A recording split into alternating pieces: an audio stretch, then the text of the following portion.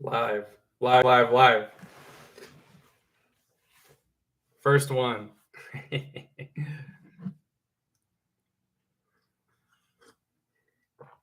All right. We're gonna give it a couple of minutes.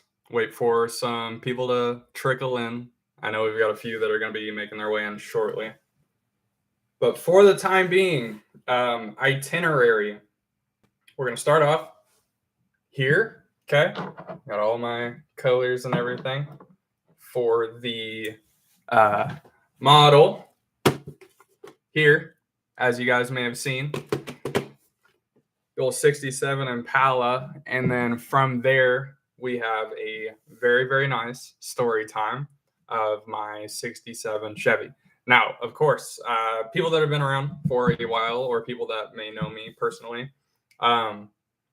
I have had this 67 since I was 12 years old. Now, when I was 12 years old, mi padre, my father, gave me the choice. We could either A, build the 67 Chevy, or B, we could build the family like spare vehicle that we had, which was an 84 Cutlass Supreme. And that thing was kick ass. I love that thing. However, I ended up going with the 67. I ended up going with the Chevy. And so that's kind of what we're going to be talking about today, where it came from, where it went, where it is now, updates, all that stuff. I see a couple more people trickling in. Hello. You got the cat back. Hello, honey. But yeah, so for starters, we're going to go and start opening up this bad boy.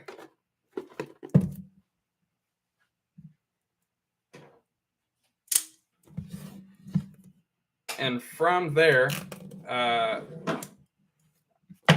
will tell you why this 67 Impala SS has a special place in my heart. So in 1967, I think when we ran the numbers, it's technically a 1967 model year, but it was built in 66, like late 66. I want to say like October, November. But in 1967, the original owner of the pickup truck is from Southeast Kansas. Here it is. Look at that. Go ahead and start popping this open. Now, with the truck being brand new in 67, had it for years. It was just an old farm truck, an old work truck. And that is one thing I've had to learn when it comes to actually working on it and, buying parts, how to put in parts, all that stuff. You essentially need to treat it like an old, like a tractor, basically. That's kind of the mindset that I've got with it. So here we go. All of our chrome bits. Look at those.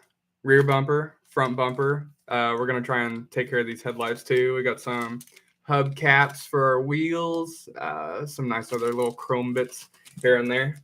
But yeah, so then fast forward a few decades, a gentleman by the name of Mike inherited or purchased, he got the truck from his grandfather. So Mike's grandfather was the original owner of the truck. Then Mike got it in high school.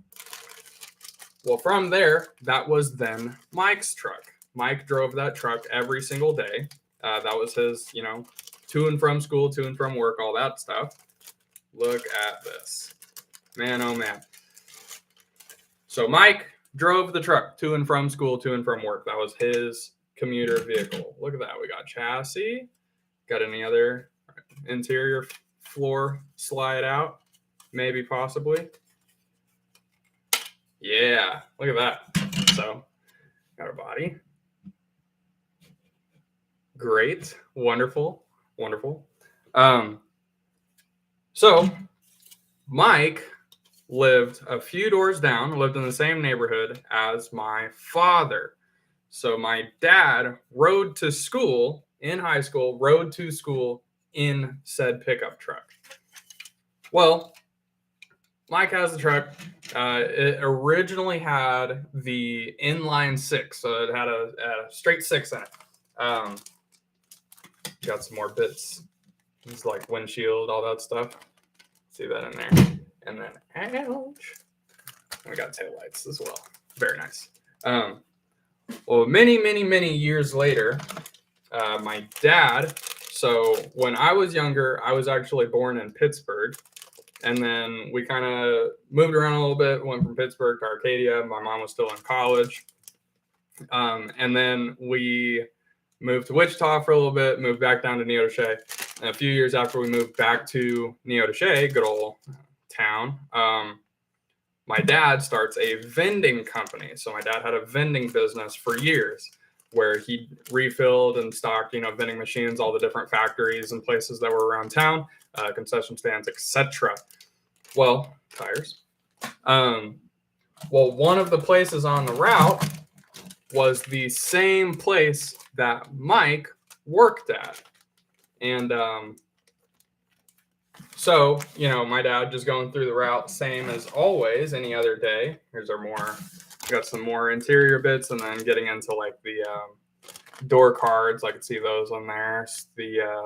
And then all the motor pieces and whatnot. So Mike comes up to my dad and essentially says, "Hey, you remember my grandpa's truck?" He's like, "Yeah, of course. How can I forget it?" And Mike was like, "Well, I will sell it to you." So after some discussing for an undisclosed amount of money, my dad ended up buying the truck. And so that was about the same time, that I was saying at the beginning. That's about the same time that he gave me the option of either choosing between the truck or me working on the Oldsmobile, on the Cutlass. Look at that. Very nice. Very nice. And like our license plates, we got a few different ones to choose from. Just trying to focus. Okay. But yeah. So got a few different ones we could choose from.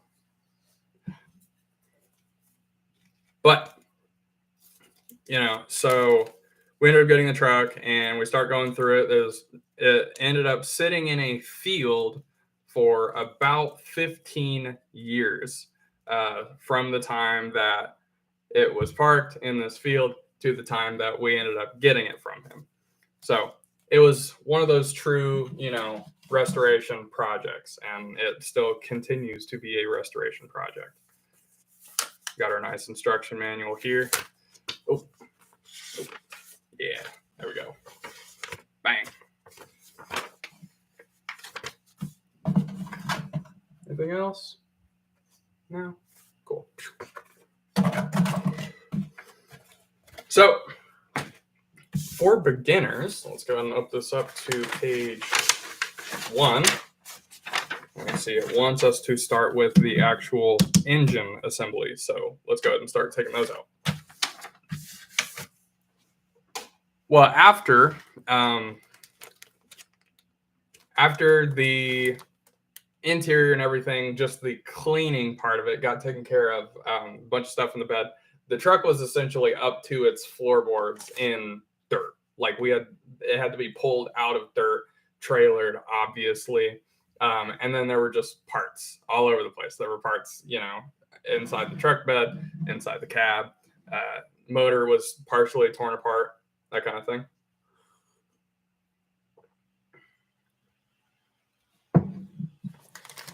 So it was kind of our job to then begin to kind of pick up the pieces, all that stuff, as most projects do. So getting into the actual motor itself,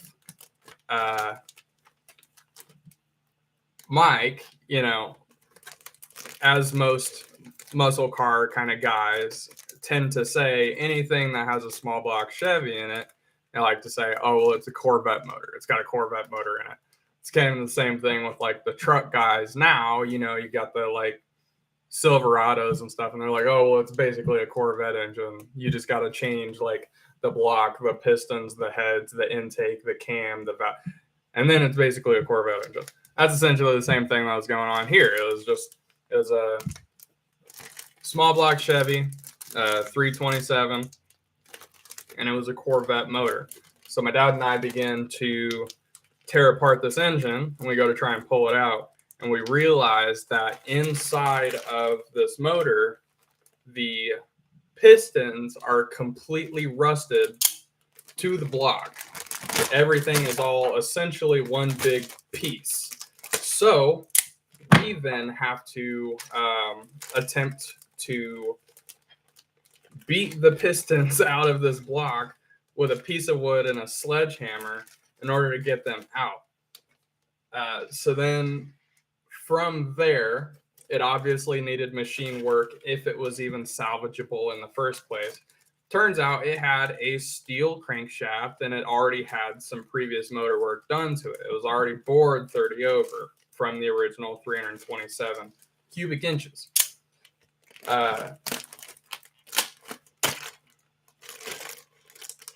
So we go to the very reputable machine shop that was local to us. So it was kind of the next town over. And don't get me wrong, he was a very, very good guy, and he knows what he's doing. I don't want to make it seem like he doesn't know what he's doing. But at the same time, it ended up taking us, I want to say, year and a half before we finally got our stuff back. And it finally got to the point where I would be sitting here, you know, my very young self at the time, like 12, 13 years old. You know, I'm a middle schooler thinking it's the bee's knees that I got a friggin' classic step-side Chevy. You know, I think it's friggin' awesome. But I have nothing to show for it, you know? So we're sitting here going back and forth with this machine shop, trying to figure out where all of our stuff is. And then it just keeps getting pushed back and pushed back and pushed back and pushed back. So finally, my dad was like, what do I need to do in order for this thing to be done? Essentially, I'm tired of my son bugging me. I know he loves me, but I was a very persistent child. But my dad ended up sitting in this machine shop with this gentleman, Pat, putting together my cylinder heads, you know, putting on valve springs and retaining clips and all that stuff, just to make this motor complete, just to make it done. So we finally start reassembling the engine, and we're going through putting new bearings and all that stuff in. That's when we realized that, you know, there's been a lot of learning moments with this truck for sure.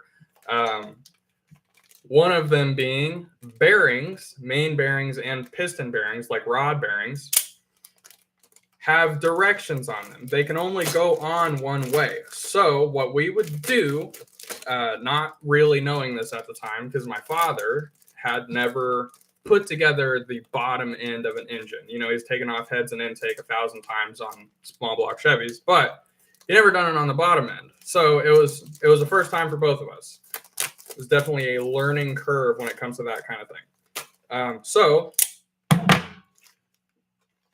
we're sitting here and we're putting together this motor, and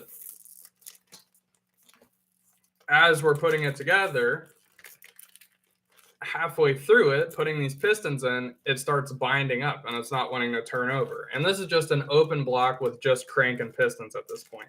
So there's no reason it should have been binding. It's not like it had any compression on it or anything like that. So that's when we began looking at it and realizing that all these bearings had arrows on them. And so we had to start flipping around all these caps and stuff, making sure that the arrows are facing the right direction. Learning moment number one. Learning moment number two, I need to make sure I have a hold of stuff because we ended up needing to take out some of the pistons in this motor for this truck.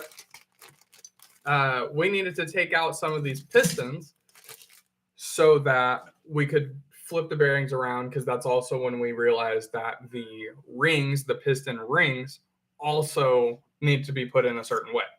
So we're going through and we're pushing out the pistons, flipping around whatever we need to, making sure everything's tight, squared away, that kind of stuff. And I freaking dropped one. We're sitting here, we're pushing it out, and I just didn't have a hold of it, and I just dropped it right on the ground. And the pistons have these little tabs on the side of it that it dropped right on the tab, broke it. We had to sit here and order an entire new set of piston heads just so we could replace one of them, because you can't just buy one. You have to buy an entire set of 8, because typically there's no point in just buying one at a time. So that was learning moment number 2. Learning moment number 3, we're going through tightening down the we're putting together the heads and making sure the cylinder heads and stuff are all tight, squared away on that part. And as we're sitting there tightening down all these rocker arms, the studs for the rocker arms, the stud freaking snapped like as we're torquing them down. And they were supposed to be, they were the pressed in studs. And so then we have to go through and figure out which ones we need in order to take it out, how to pull it out, because it only had like 2 or 3 threads left on it. So we had to scrounge around the garage and find all these washers to stack on top of each other. And we had to put all of them on top of each other and tighten it down. And then we put another washer and tighten it down, put another washer, tighten it down, before we finally got it to pop out of the cylinder head. And we had to retap it and thread a new one in there and put a new stud in, all that stuff. So it's definitely been a learning curve. Well, as we're putting everything together, we were like, well, we'll humor Mike a little bit. Again, going back to the whole Corvette motor comment. We'll humor Mike. So all motors, especially American ones, I'm not necessarily sure, but I'm sure foreign motors have it as well. But all American motors have engine codes on them for that specific block.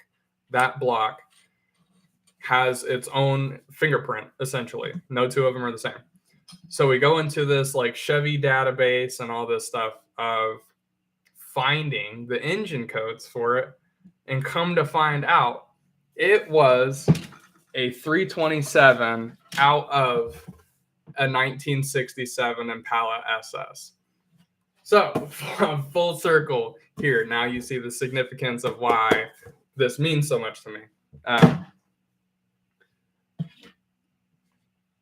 So it's kind of a cool deal learning about that part of it. So then we get to looking into it and the difference between the standard 327 or the 327 that was in the trucks versus the ones that were in the cars, all this stuff.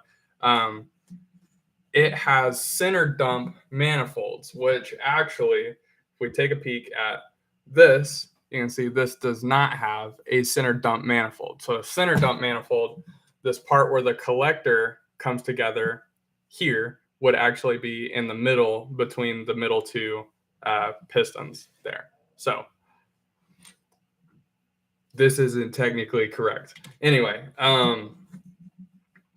so it's kind of neat learning about all of that stuff. And then from there, my truck is actually 2 different trucks put together.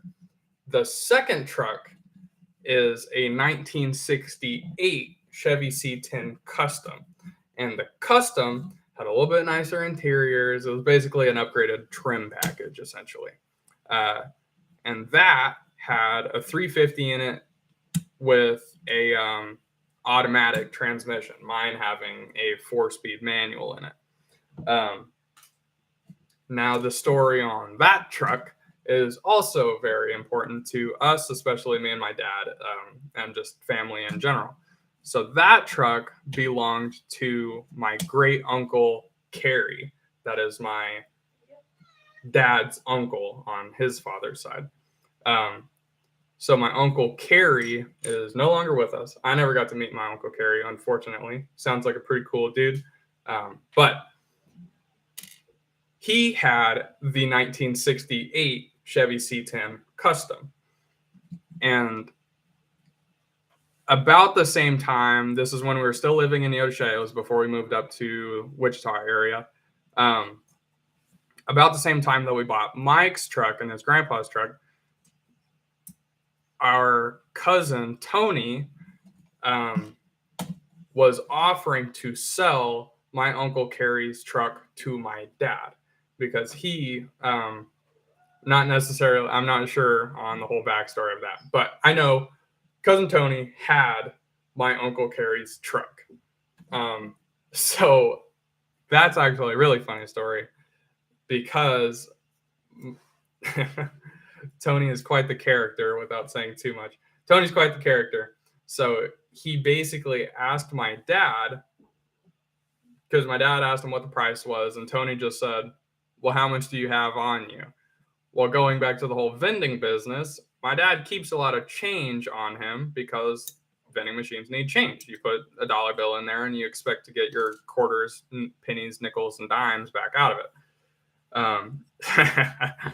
So my dad reaches into his truck, pulls out his coin change, and sees that he has $276 in change. And that is what then purchased the 68 C10 that my dad also grew up in. So that truck goes back to our family longer than Mike's C10, the step side that I currently have. So the front clip on my truck, the entire, from the cab forward, minus the engine, obviously, cab forward, the grill, the bumper that we have, it's not on there currently, but we have it. The bumper, grill, fenders, hood, everything has my Uncle Carrie's 1968 C10 front clip on it. Now, the front clip actually has one of the big differences between the 68 or the 68 and the 67 is marker lights. So the 68 had marker lights on it and the 67 did not. But the cool thing is that somewhere along the line, the marker lights on the fender, the front fender, got taken off. And so it still looks like a 67. It doesn't look like it has a 68 front clip on it. The hood is still the same. Sorry. The hood is still the same. The grill is still the same, all that stuff. But it's just the marker lights are a little different on the bumper. I'm just sitting here kind of blindly taking off these parts. I know what should belong to a motor. So you can see we got our, let's set these off to the side a little bit. See, we got our engine block and transmission attached to it. So you can see that there. That's our engine block. I think it's technically this way. But engine block, transmission, those two halves connect together like that. These snap together. Still going to paint these separately because I know it'll be a little bit easier to handle. But yeah, block, transmission there. Yeah. And then we got our cylinder heads there. We got the set of those. And then here we have our little valve covers go on top of the cylinder heads.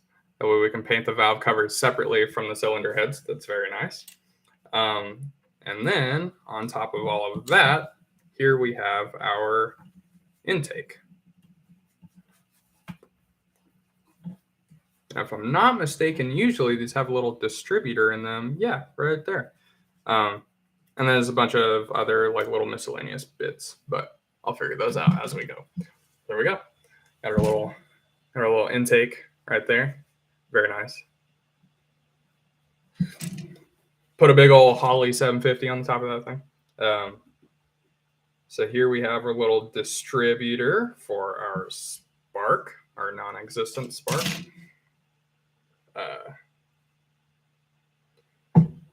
I don't know if you'll be able to see the little, it's got these teeny tiny little indents on the top where the spark plug's usually attached to it. Yeah.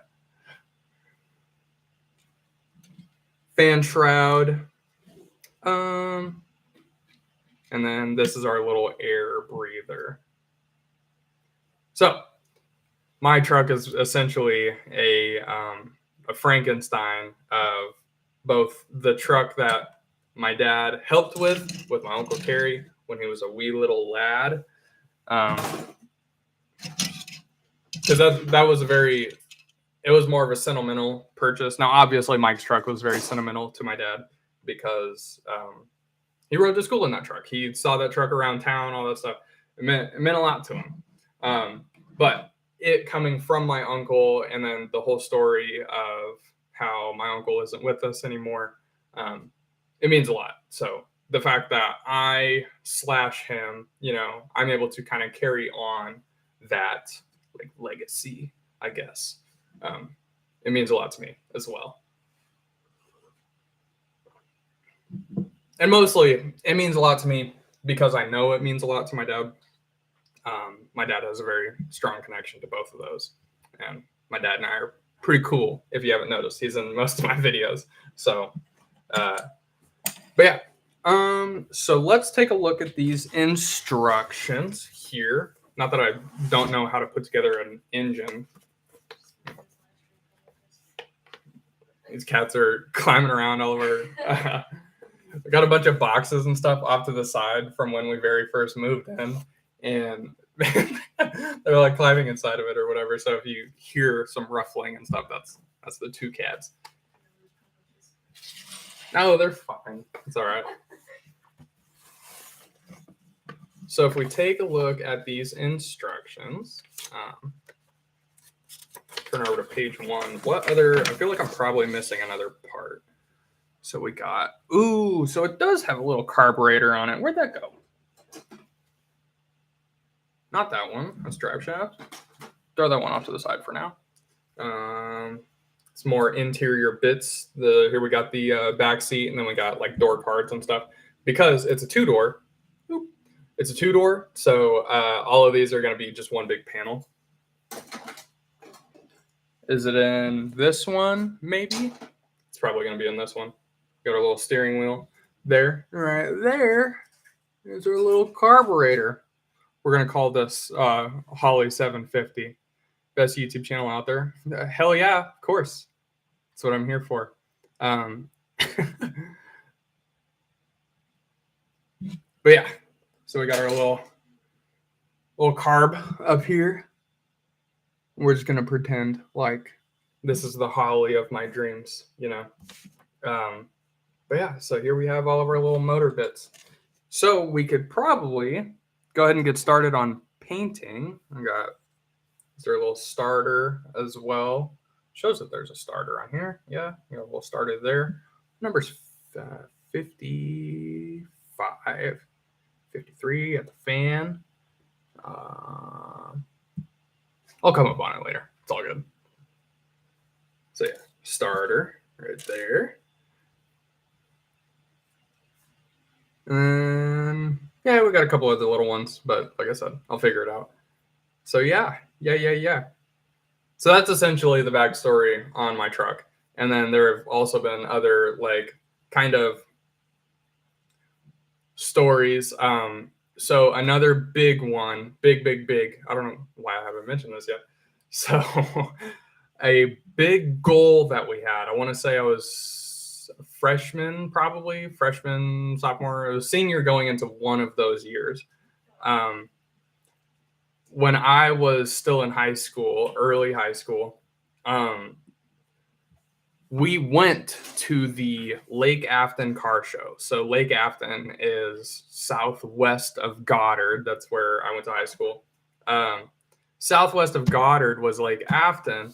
And every year, we're not going to jump up here. I'm sorry.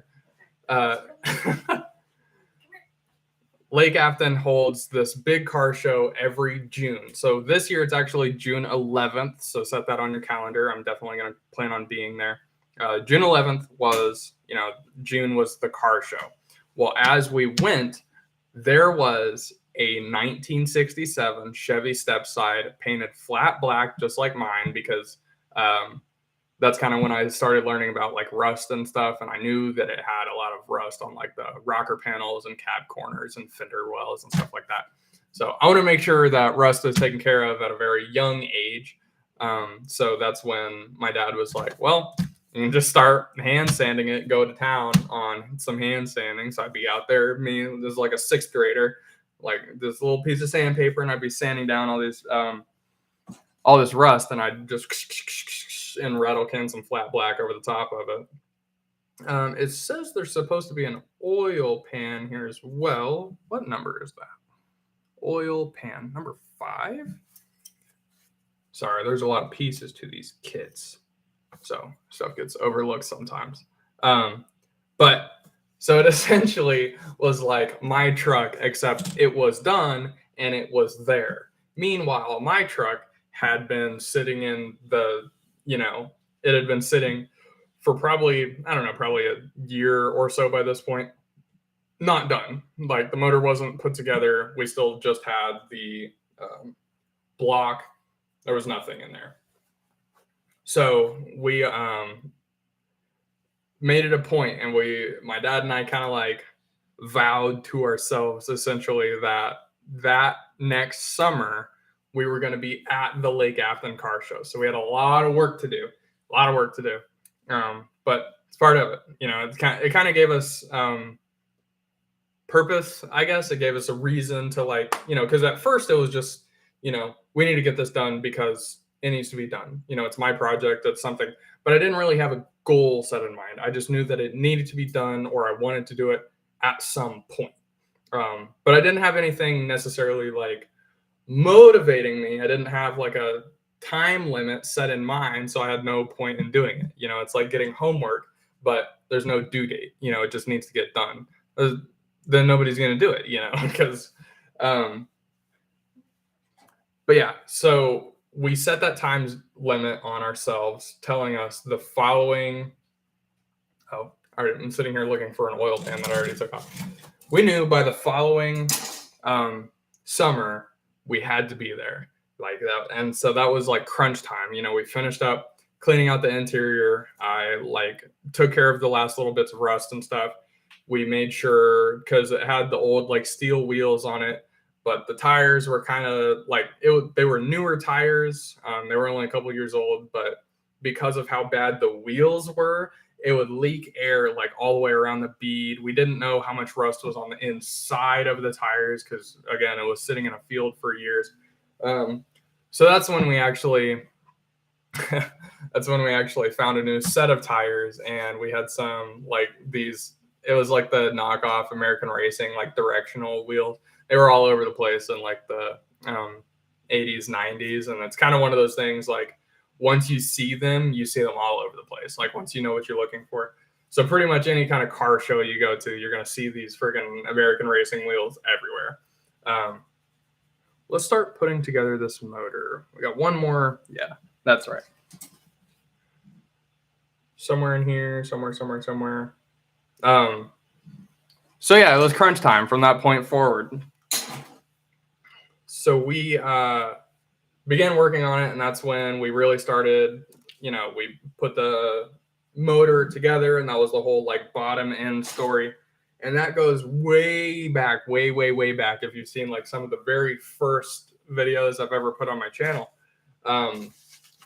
one of them was update on my 67 Chevy, or my 67 Chevy update, or something along those lines. And that's when I kind of told the stories about that. That was in the process of us getting ready for the following year Lake Afton car show. And then from there, go ahead and set this off to the side for now. We paper towel.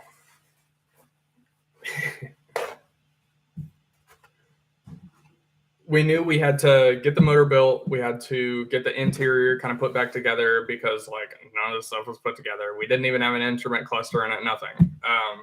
So we get the motor built, we get it finally put in there, and then we that was also a pain because this is by this point it was finally a week leading up to the car show. I want to say it was the weekend before, and we were only really able to work on the weekends because that was the only time my dad had off. He has a 9-to-5 just like everybody else.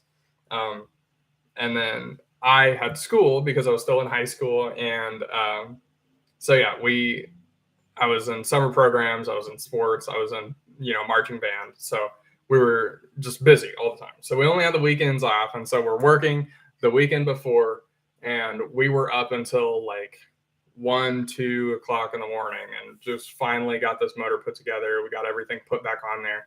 And then a night or two later, that's when we got the like fuel pump and everything hooked up. That way that was all set up. We get all the vacuum lines and everything. We went and bought this little like Edelbrock carburetor. It was the only carburetor that O'Reilly's had on the shelf. So we bought the carburetor. That's when we went through oil change, all and spark plugs, all that stuff, getting it ready. Well, we're sitting there and we finally get the motor to turn over because we were having such a hard time with the ignition tumbler. We put a new ignition in it. That way it could have a new key.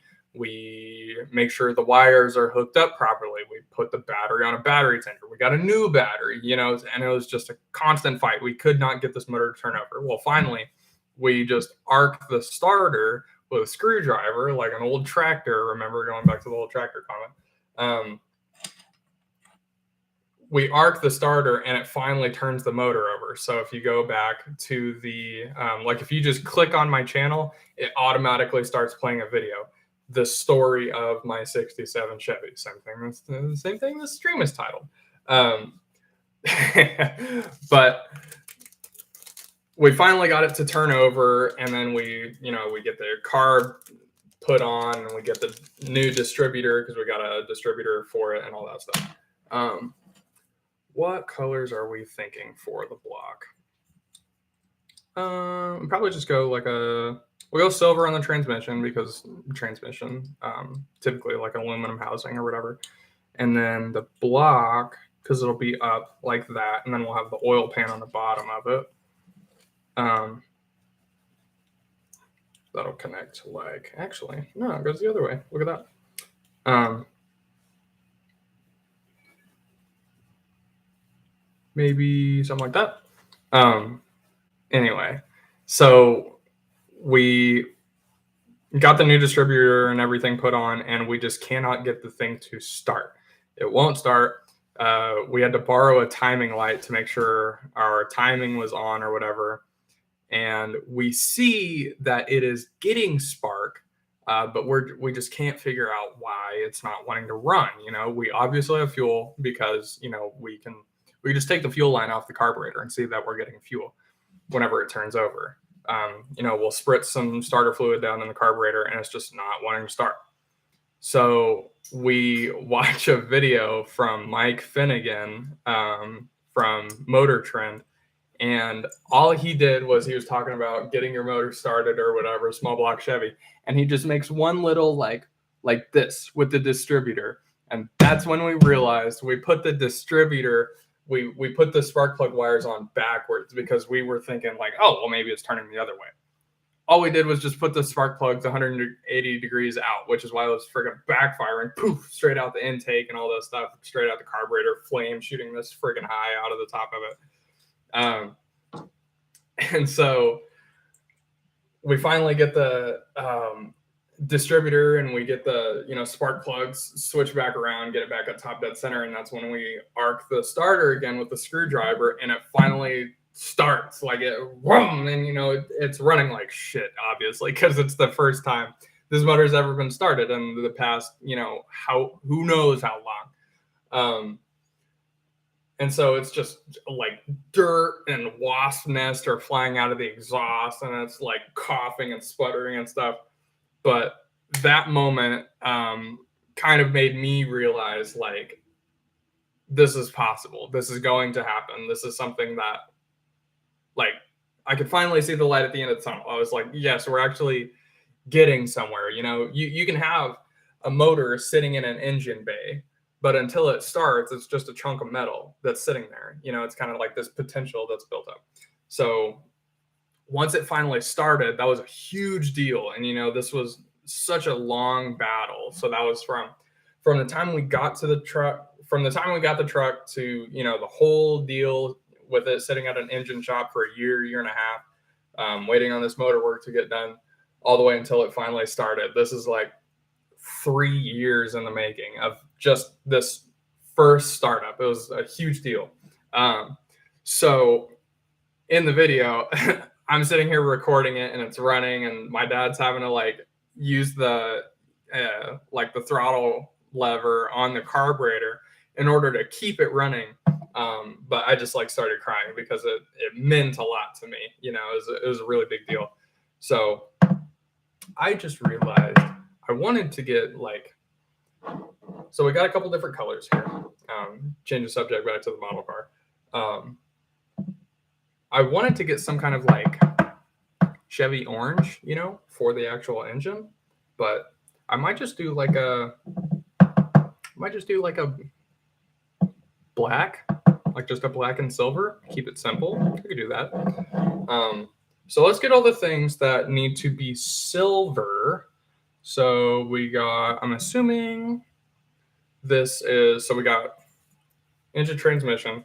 I'm gonna go ahead and point you guys down a little bit so you can see what I'm working with here. So we got engine transmission there.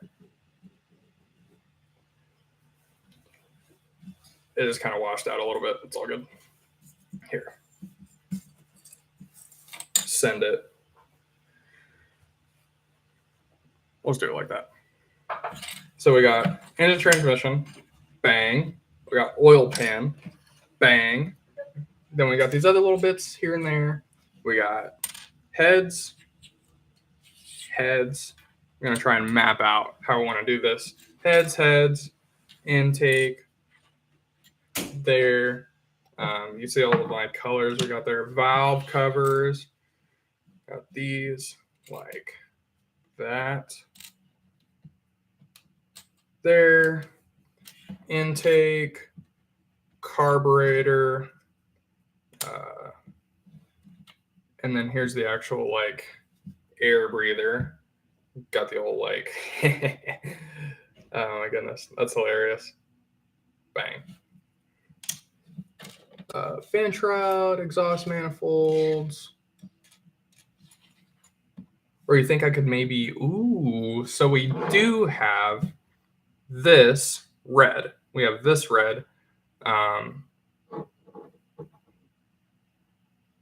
And then we do have, we'll kind of leave that out. So we got red, black, and white, and silver. So there are our four colors we're going to be working with. And then we'll kind of see, I'll see about just trying to like sprinkle these in with each other. I might leave the white out for the time being. Probably just keep that over there off to the side in case I need like an accent or something. But I'm really thinking these three are going to be our main contenders. I think that's going to be the move right there. Black, red, silver. Bang. So, black, red, silver. Official.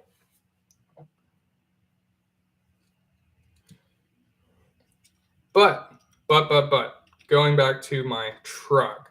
Long story short, we made it to the car show.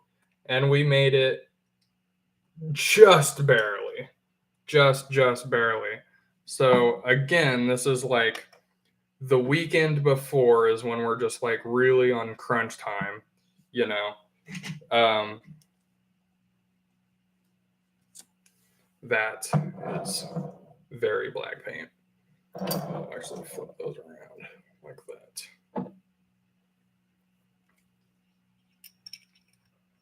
And so we finally get the motor to a point where it can just idle. We get the fan hooked up, you know, we get radiator and cooling and all that stuff. We finally get the motor part of everything assembled, and then we get the front clip put back on the truck.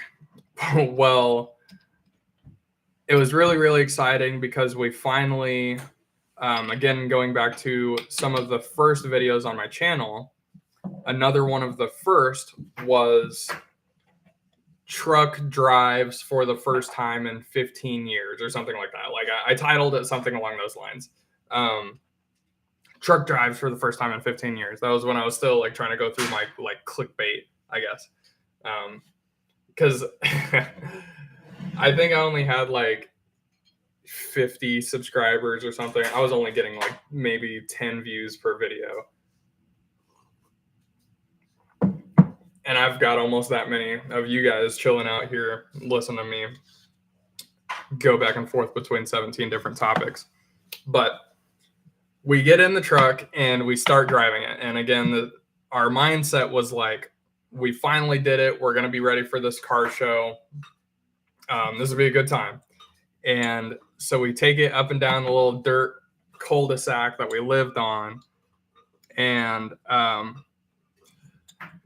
as we're doing that, we make a couple laps or whatever, make it around our little dirt driveway we had. And we get to a stop, and my dad was like, all right, it's your turn. You get to drive your truck, first time ever. And so now my nerves are like going a million miles an hour right now. You know, I'm just all over the place because this was a huge deal for me. It was the first time I ever get to drove my truck. And so I'm, I go around the little dirt driveway.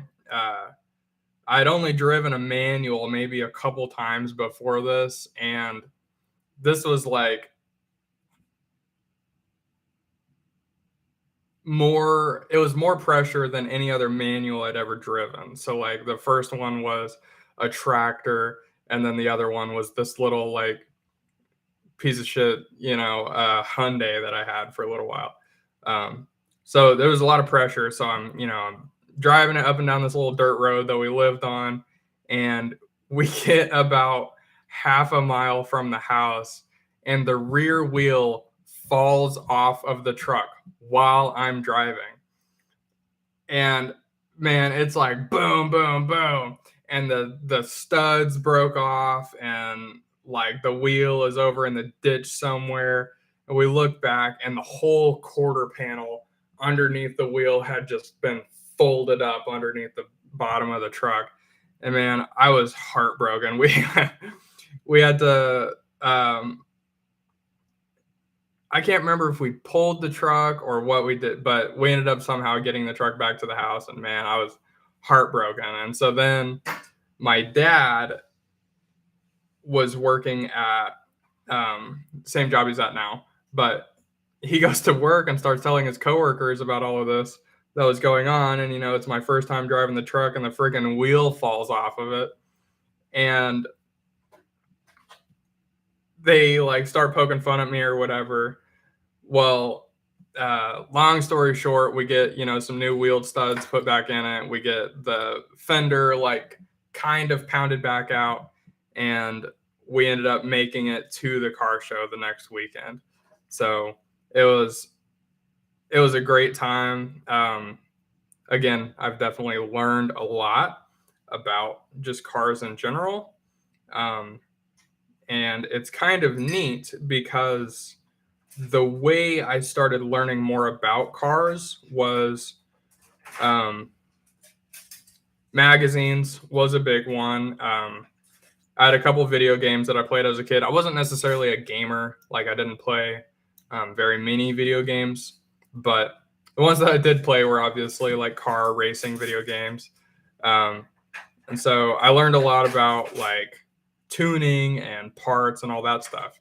But then learning about engines was actually two main sources. Number one was Roadkill. Again, going back to Mike Finnegan. Roadkill taught me a lot about engine parts, and then making things run, because a small block Chevy and a lot of older vehicles only need a couple wires to run. You need something that goes from ignition to the starter. You need something that way the starter can turn on. You need some kind of power to the starter, and then you need power to the distributor, and then you just need ground. And then from there, the motor will essentially run by itself, because the alternator will charge the battery enough to give power to the distributor, all that stuff. So Roadkill was kind of one of the first big ones that taught me a lot about cars in general. But another one was actually model cars. The first time I ever really got to looking into motors and engine parts and stuff was the first model car I ever put together, which was an old Mustang, actually. And I still have it somewhere. I don't think I have it with me. I think it's at my dad's currently. But the Mustang that I put together, that was the first time I was able to take a car part or an engine part or something and be able to look at it and be like, oh, that's an intake manifold, or oh, that's a cylinder head.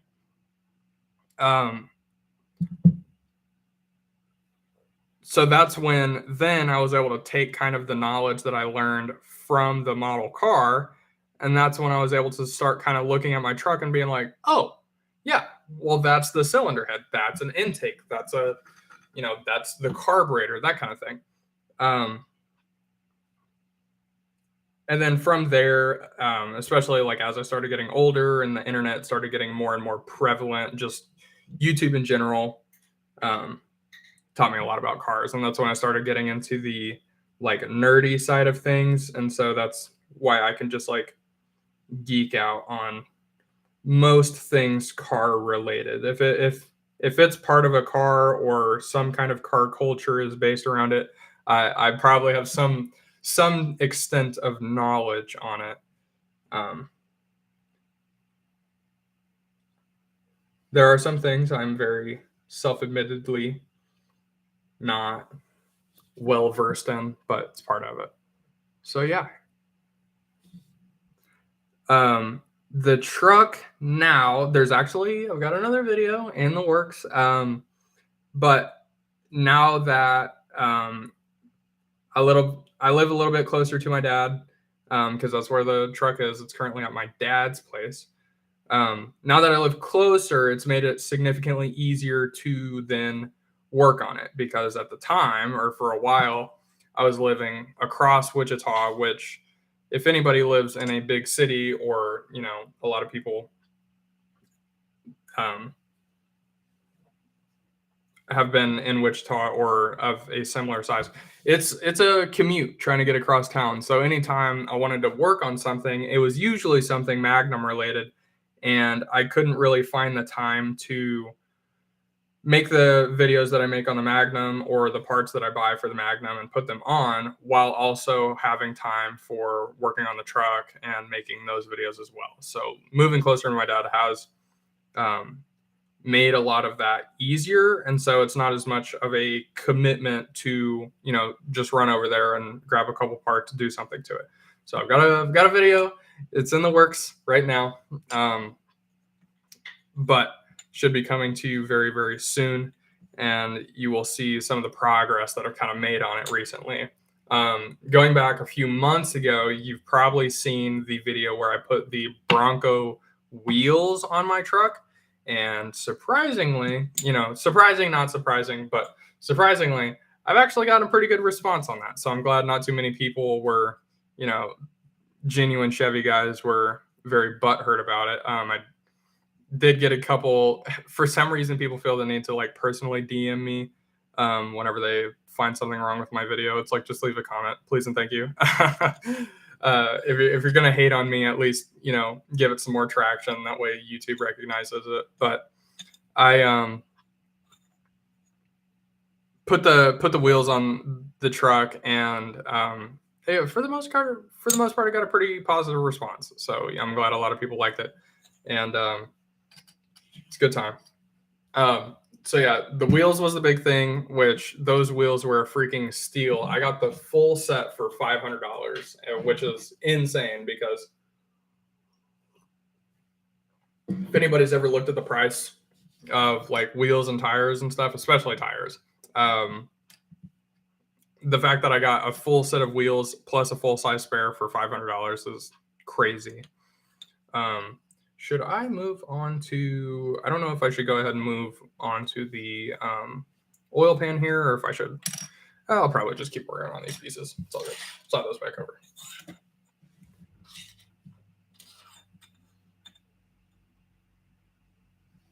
But there's definitely been a lot more progress on the truck as of late. I got some things in the works. I've got a couple other ideas, some plans, especially once the weather starts getting nicer. Evenings are a little bit later, that kind of thing. And with school being out this summer, it'll definitely make it a lot easier to put some more focus into that kind of thing, on top of the regular Magnum videos. Of course, block will probably, I don't really know. Anybody have an idea?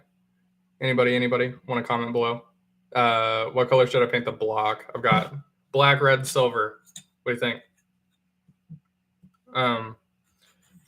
Because then from there, I'll probably go ahead and move on to the oil pan, since that'll go on the bottom. And then from there, I'll probably be able to go ahead and glue together the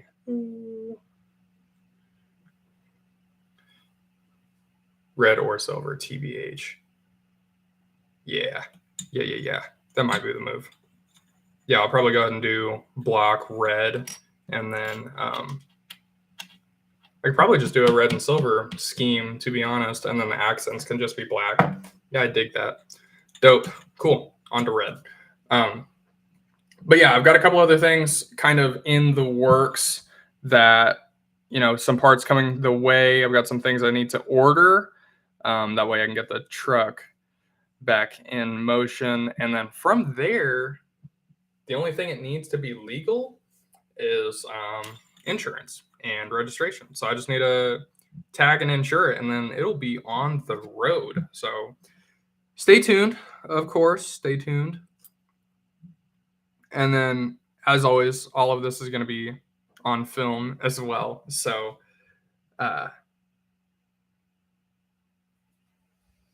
make sure you're paying attention for when those get uploaded.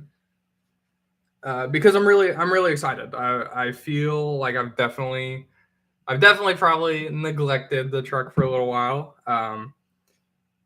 And so it's about time I put some more work into it and get the project out of the way, especially now that I've got the Magnum to a point where I'm happy. I like where the Magnum's at. It's a good stopping point. Of course, no project is ever truly done. But I've got the Magnum to the point where, yes, it is still my daily, and I'm still got to be able to drive to and from work, to and from school, that kind of thing. So I can't be going too crazy outside of what I've already got planned for it. Obviously, I've got some more plans in the works for that as well.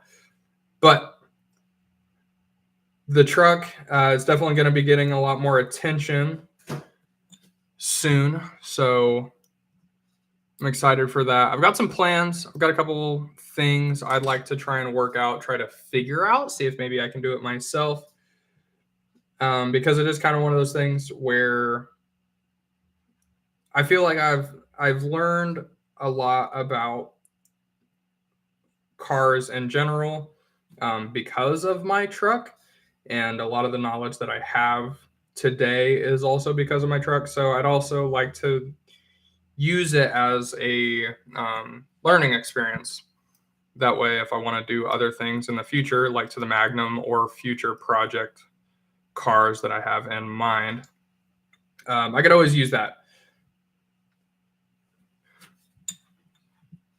So I'm gonna definitely keep my eyes and ears open, especially if somebody else has another idea. I always like to kind of poke around other people's builds. I'm not very big on copy paste kinds of things. I don't like. It's the one thing I don't really like about the Dodge community is there is way too much similarity between other people. People need to kind of try and figure out what they want to do for themselves rather than seeing other people's like Instagram builds and just being like, oh yeah, I'll just do that, And so that's where you get the bros where they straight pipe it, put some Hellcat reps on it and a cold air intake and call it a build. That's definitely not what I want to do. That's not the direction I'm trying to head. So as much as I love just like simple, classic builds when it comes to my truck, I also kind of want to do my own thing. So I've got a couple ideas cooking up. doing some research, that's for sure, on how to actually do said things, because it's not something. A lot of the stuff that I kind of have in mind for where I want to go, where I want to take it, is not something you can just hop on Google and buy. A lot of the stuff is stuff you got to do yourself. So, like I said, it'll definitely be a learning experience, but stay tuned, because I promise you this, it won't be like anything you've seen before. And that's kind of my goal with a lot of this stuff, is I've always been very like, I don't want to be the next this guy, or I don't want to be the next guest this guy. Like, I want to be the first Jesse Bussey. I want to just be me, So I'm definitely cooking up some ideas. I've got like notes and stuff all over my phone, all over my computer, of all these different things that I want to try and do or build or whatever. And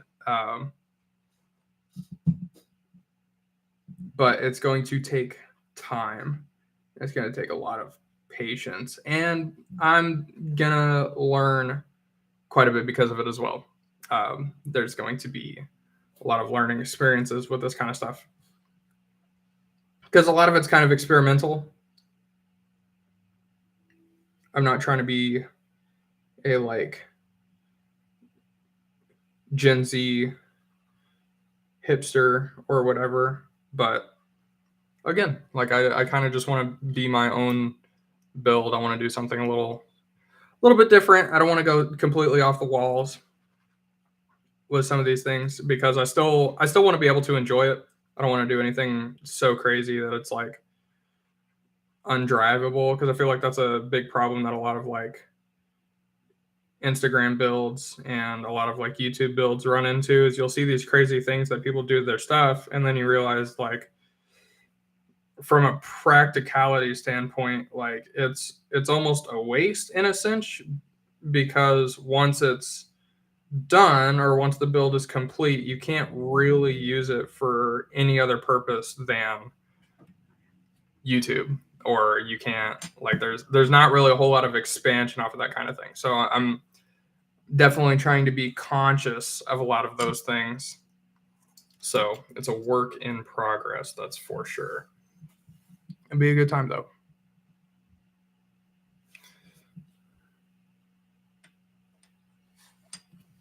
Getting into this, man, it's been a minute since I've done any kind of like model car work before. I still have, so I have two technically. One of them I don't think I ever technically finished, but anything I've ever done before when it comes to model cars, this is my first time actually using paint and paint brushes, because every other time I've just had like the paint markers where you have to like click down the little thing to get the paint to go all the way down to the bottom. And it's just these big, thick, like Sharpies, essentially, that I'm trying to paint these teeny tiny parts with. But if we take a look at this, we can see it's actually coming together not too bad. Not too bad. Watch that out. Watch it. Yeah, there we go.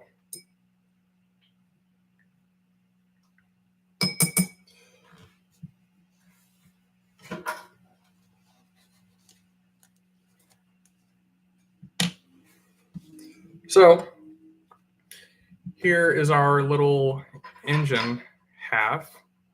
You see there, we got our little transmission on the back side, and then our engine block starting to be red. So I kind of like the silver and red. Again, just kind of have to kind of plan it out a little bit. We could probably do the oil pan next. I feel like that'd be a logical next step for us to take.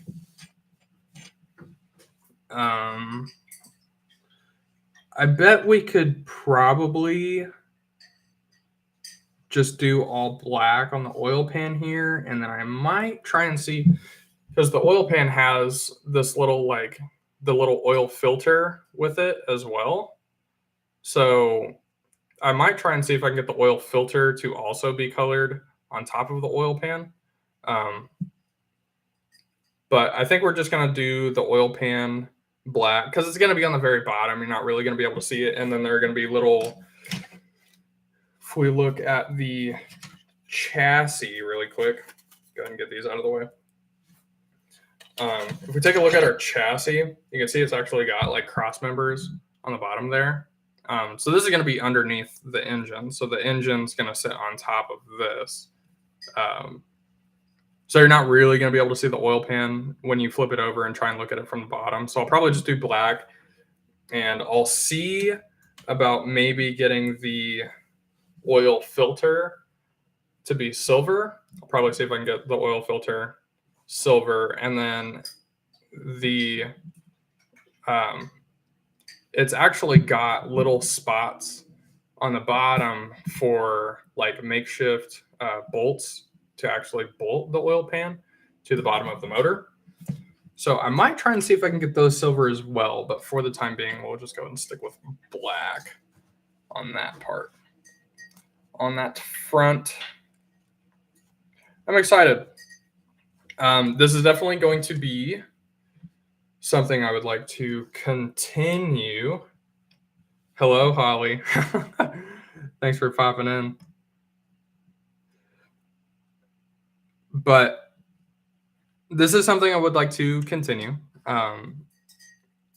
If I could just do this every Tuesday from the time being, and then just kind of see where this goes. I've got a couple other things in mind.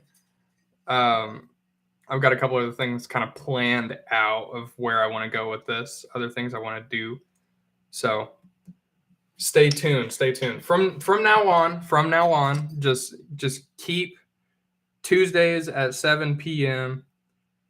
Keep your schedule cleared, because I kind of like this. It keeps my mind off of other YouTube things. I'm able to just kind of chill out for a little while and talk to a couple people that are watching, and just like life in general, which life is good. Don't worry. I know a couple people watching are probably concerned. I'm fine. Trust me. But I'm able to just kind of like go into zombie mode essentially and just kind of work on these teeny tiny little model cars. I've got a couple other little model cars I'd like to also go from here. Also, before I forget, I do have a color picked out. I do have a color in mind for this thing. So I'm not going to be, if anybody recommends colors on this, exterior wise, I'm not taking any recommendations because I've already got something pretty cool planned out. However, mark my words, from here on, if you have another car you'd like me to try and do, I'm kind of limited to like Michael's and Hobby Lobby and Walmart and stuff. I could always just look on Amazon, obviously. But if you got another model car you'd like to see next, or something you might think would be interesting to work on stream, let me know. You're always welcome to comment and stuff. And then I will also, kind of like I did earlier when it came to the engine, I will be taking recommendations on other pieces and parts and stuff, because I've got plenty to choose from here. So I'm going to be asking for suggestions on those and seeing kind of what colors you guys think would be nice with my scheme. So far, engine wise, I do like the thought of just a red and silver. I think that's kind of cool. I think it has potential. I will have to kind of map out, because that is one thing that I kind of love about going to car shows and stuff, especially with, you get the ones that are like just muscle cars essentially. But you'll see the dudes that they'll take the motor out of their car or truck to paint it, and then they'll just like keep it all whole and just rattle can an entire can of Chevrolet orange all over the block and stuff, and then call it a day. And that's not what I'm trying to do. I like themes. I like when people throw a little bit more creativity in it. So like my truck, going back to my truck, we actually painted the so I know the block itself is orange, and then I want to say the intake is black, the exhaust manifolds are black, and then I think we actually painted the heads orange as well. So it's got a orange block, orange cylinder heads, but then the oil pan, timing chain cover, and the intake are all black on top of the orange, and I really like it. You know, again, kind of going back to the whole copy paste build, I don't really like when people just do the one big thing. I think it looks kind of lazy. I feel like it's a little bit of a cop out, you know. So I like that mine's a little bit different, you know. Because I have yet to see other people, and then you obviously get the people that do the crazy builds with like, they'll go through and like put chrome, you know, they'll put like a chrome alternator and stuff on it like that. That's a little much for me, but it's a little much for my pocketbook. Let's put it that way. As much as I love a chrome alternator, I can't necessarily buy one right now. But what are you having at?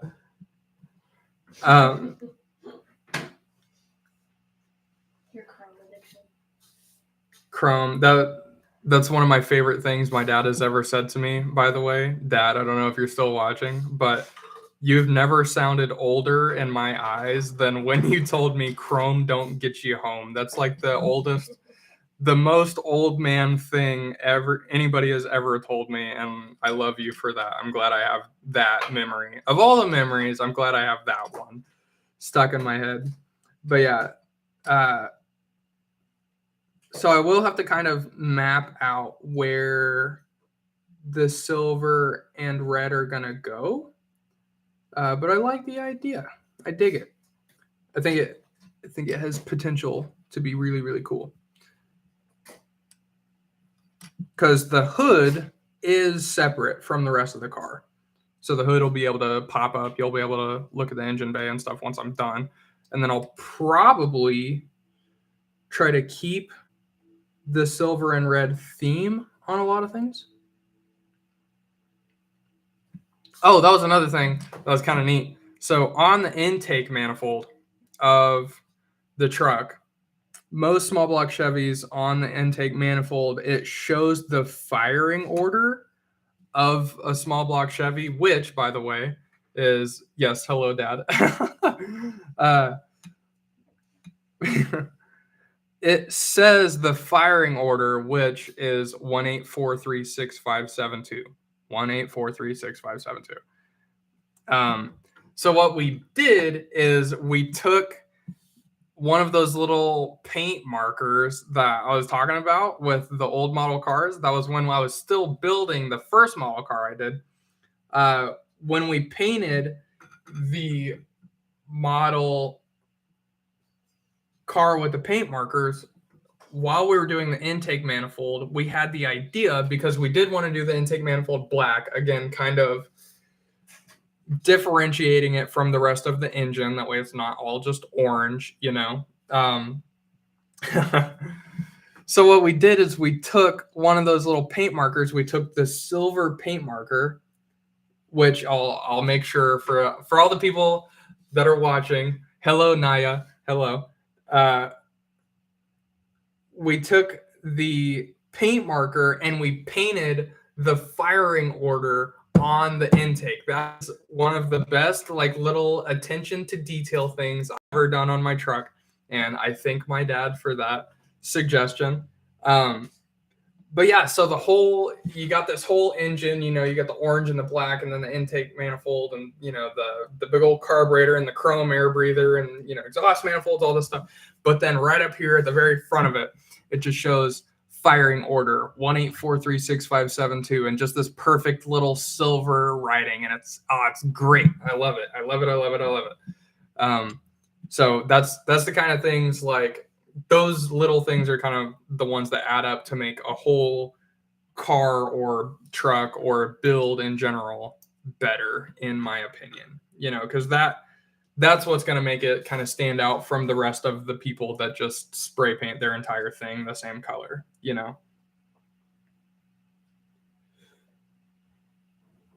So as I'm finishing up with this oil pan, is that still tacky?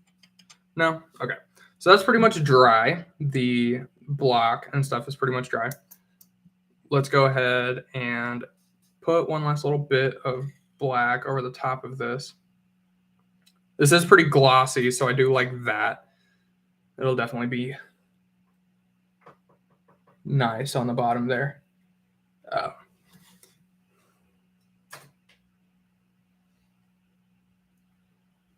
Cool.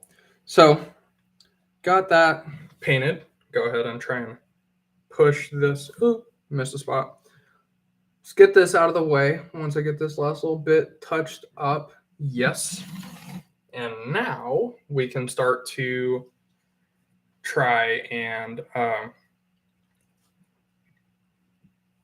go ahead and try and glue this engine and transmission together. I did have a little bit of bleed over on this. That guy in the chat. You were here. That guy. So let's go ahead and try to get out of here. Let's go ahead and try to glue this together, and let's see how many glue fumes I can get inside of my nostrils here.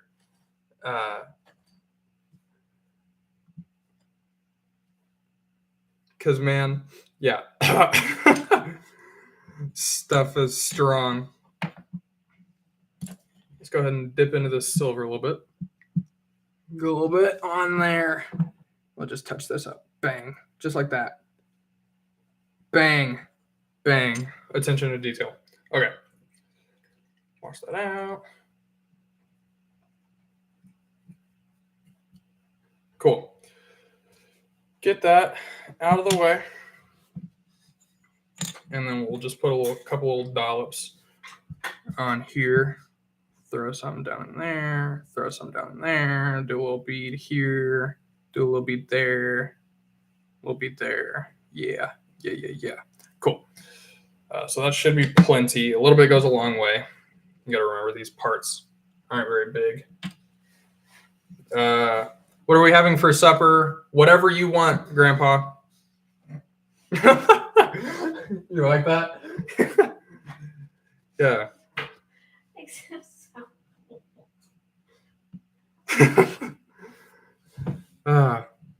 Yeah. I'm no match for Bob Ross.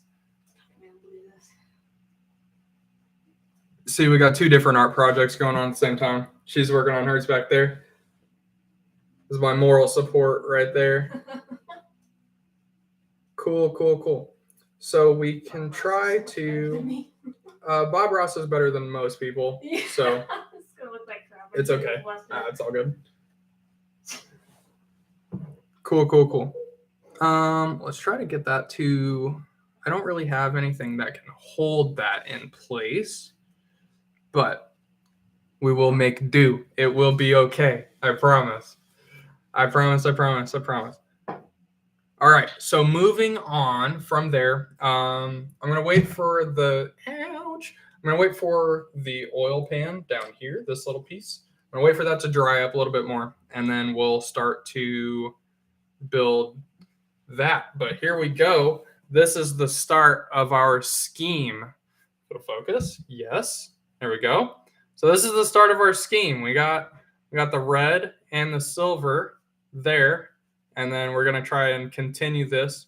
For the most part, most of this is gonna be covered. So like here on the bottom, you'll see I didn't paint inside the lines because I'm a child. I didn't get all the way inside of here, but that's also because this is going to be covering that up. So that will be okay. I'm kind of second guessing the black oil pan, but it'll be all right. We got a couple little places we could touch up, but then from there we could probably go ahead and do the we'll go ahead and do the heads here. Do the heads, these two little bits, and the valve covers, which are these two little bits. We'll go ahead and do both of those in silver. We'll do the intake also in silver. We'll do the carburetor, I think.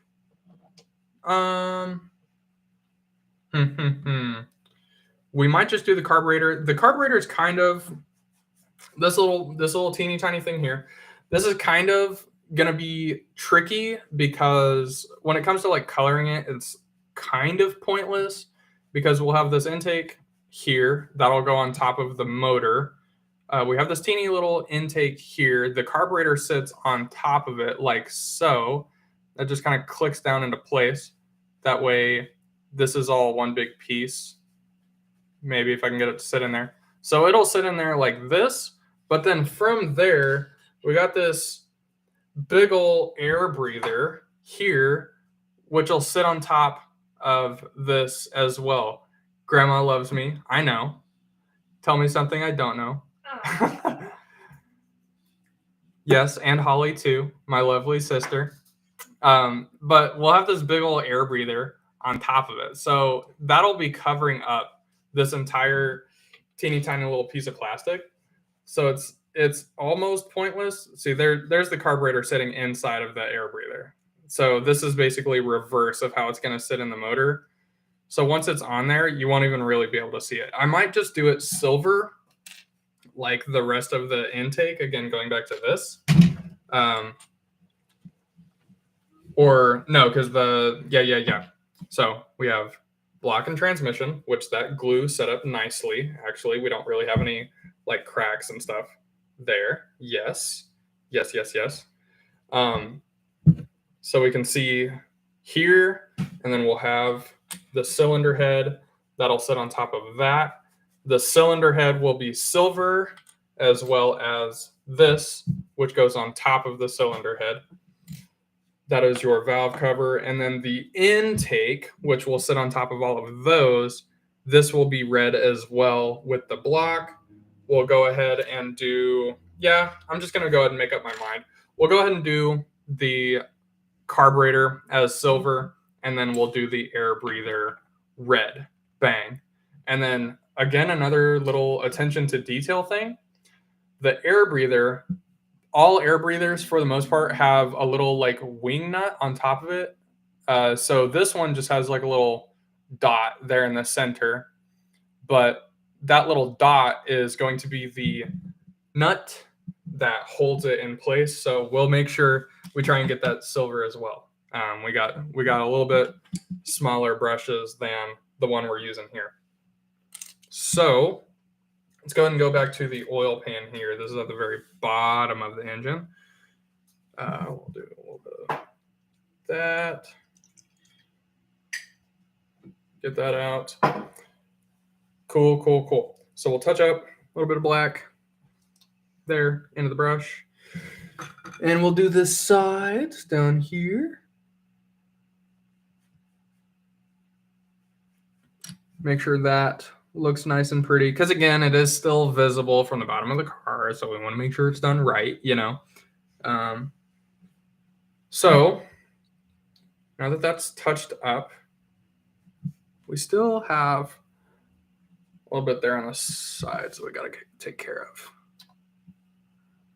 And then the front of it will also be covered by the timing chain cover, which is one of the little pieces that's over here, which I actually think it's going to be like the whole timing chain cover / water pump assembly. I think that's all going to be in the same spot.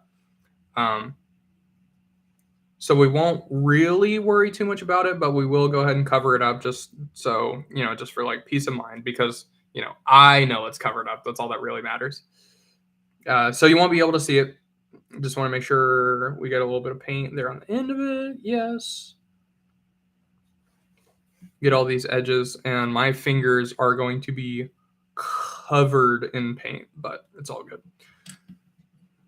Sacrifices you've got to make. It's hard being the best, you know, it's lonely at the top.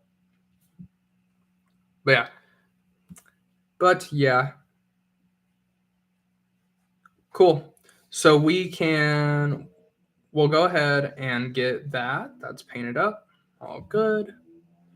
Go ahead and get this back touched up as well. Rubbed off a little bit there. It's all good. And then after we get this reapplied / dried, that's when we can start to assemble the bottom end of the motor. We'll start worrying about the top end and getting that taken care of, which that might be saved for next time, but we will see. We will see. Cool. Get that, cover up there. Bang, bang, bang.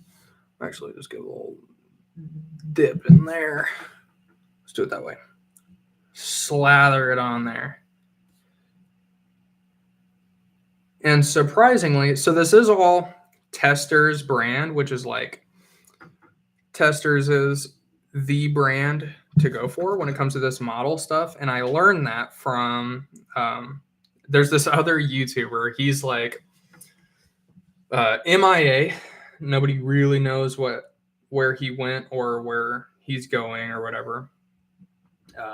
But it's this dude that I followed for a long time called Bare Metal HW or Bare Metal Hot Wheels, and he does Hot Wheels restorations, but he does a lot of like airbrushing. So he'll airbrush all of his little parts, which you got to think, this is an oil pan for my model car, but this is like half the size of an entire freaking Hot Wheel.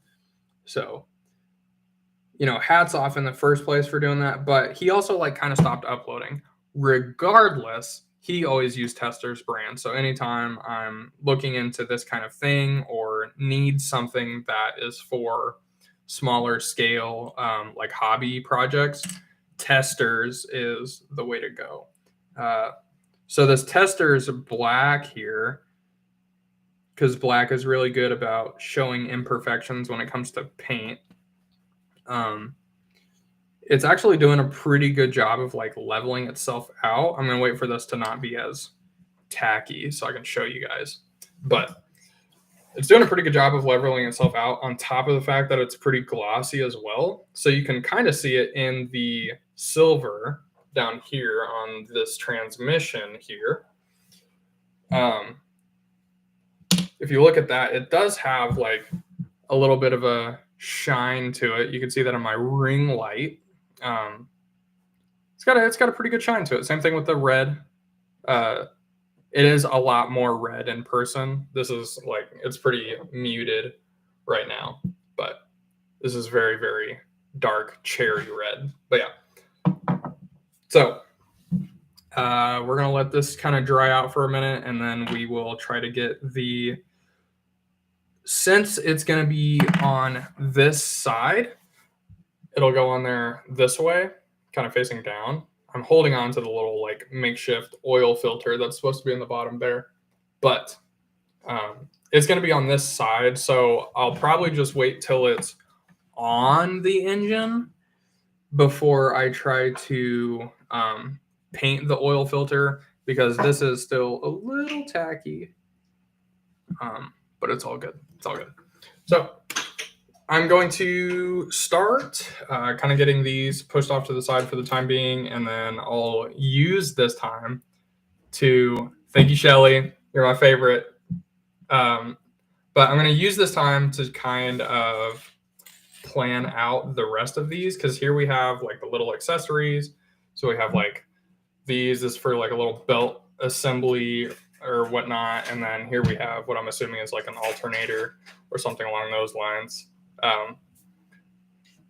And then same thing, like fan shroud, water pump, all that stuff. So I will figure out what that is, we're going to go ahead and get this oil pan glued up on there.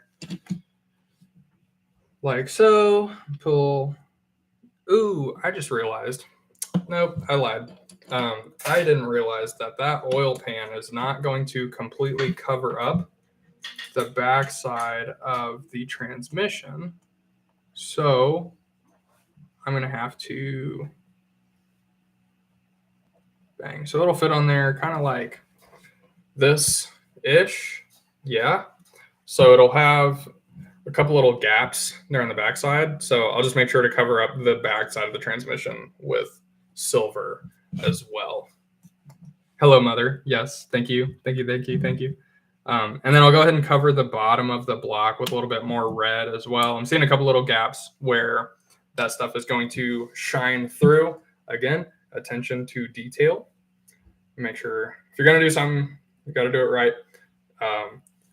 Ross Creations, it's very far outside of the automotive space, but Ross Creations in a recent video said, how you do anything is how you do in everything. So I've kind of taken that to heart a little bit. People have kind of said it before. But if you're going to do something, might as well do it right. So we'll just go ahead and give a little dip in some red there. Gotta kind of wash that out. You know what? I'm gonna grab I'll grab a different brush. Grab one of these bad boys.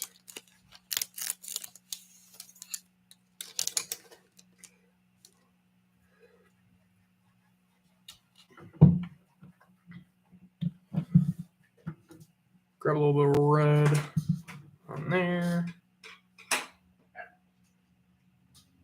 Paint that and see if that's going on very nicely. Yes, yes, yes. Cool. What's going on there? I'll smear that around a little bit.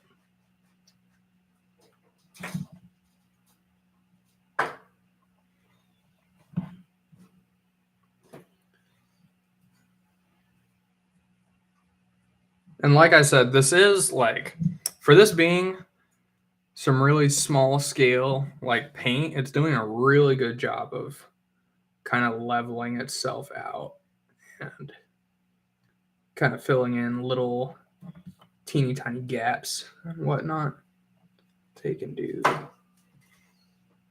that back wall.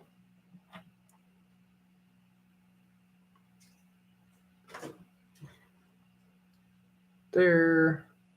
Smeared around a little bit. I know this doesn't necessarily have to be pretty because, again, most of the stuff's going to be covered. I'm more just kind of focusing on the areas that are going to be seen. Make sure we got a lot of paint covering that stuff. And then when the paint is dry but not cured, it will still have some like kind of tacky characteristics, I guess. And with that, once it does cure completely over the next day or so, it will do a lot better of holding these teeny tiny little pieces together. Because like I said, the glue a little bit goes a long way. So you don't necessarily have to smother this stuff on there, but anything that can kind of help keep it bound together.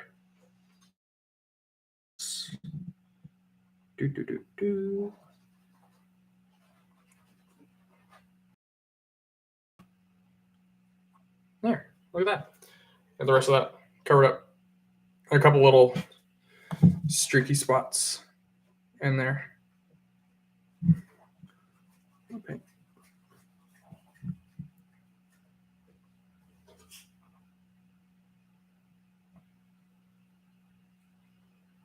That covered up. And we got this little bit up here. Go ahead and cover that up, just so we know we did it.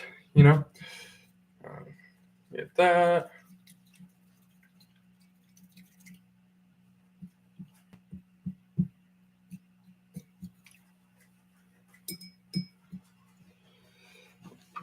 we'll wipe that brush off, and then we will get the silver on the backside of this transmission here. Just like that. Then start covering this up. And that's... Oh, I got a little worried. I thought I was starting to smear a bunch of red here on the backside of it, but then I realized I was just looking at the reflection in the paint. All is well. Cool. So we'll kind of get this covered up there. Make sure that all looks good and even.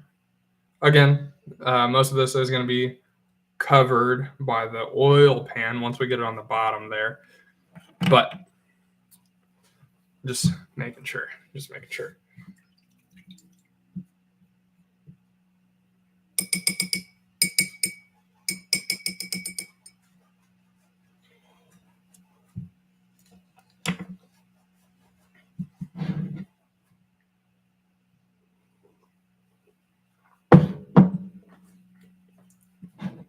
And it's perfect timing too, because I'm about out of coffee in my Shaggin' Wagon coffee mug, available at jessiebussy.com. Low price of $14.95, as well as t-shirts. T-shirts also available, jessiebussy.com. Thought you were gonna go through a whole stream and there wasn't gonna be any merch plugs. Cool. So we'll get that. Is this still tacky? So got a little. Nope. It's pretty much dry. So we'll go ahead and take this. Now, I've got to make sure that I get this butted all the way up against it, because I don't know if you could see it, but it's got these little tabs that kind of stick up on the bottom here. And those tabs are going to be what? So we got the one little tab up here. Got the one little tab up here. We got another little tab back here on this side. So that'll be what actually holds it in place, because it's supposed to fit on the inside of the oil pan.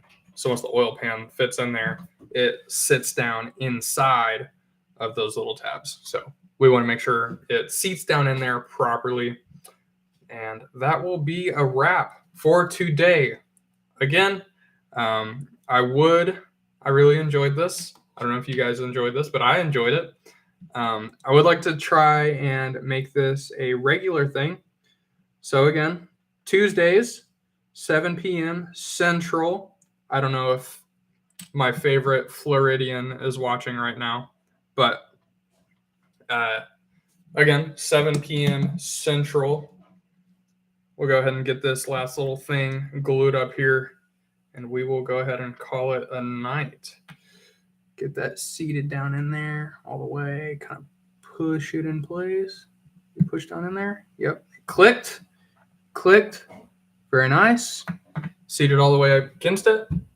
And that is part one. Very nice. You see it sits down in there. It's all the way flush against the black. Again, we will get that oil pan. We will get that painted silver, as well as the little teeny tiny little bolts that go on the bottom side there. But yeah, this is part one of something I'm really looking forward to. So if you made it all the way to the end, thank you again for watching, all 6 of you that are here. Appreciate it. I'm going to go and start putting all this stuff up for the night. And I will see you guys next Tuesday. Tuesday, 7 p.m. Tuesday, 7 p.m. All right. Thank you guys. Appreciate it. Love you guys.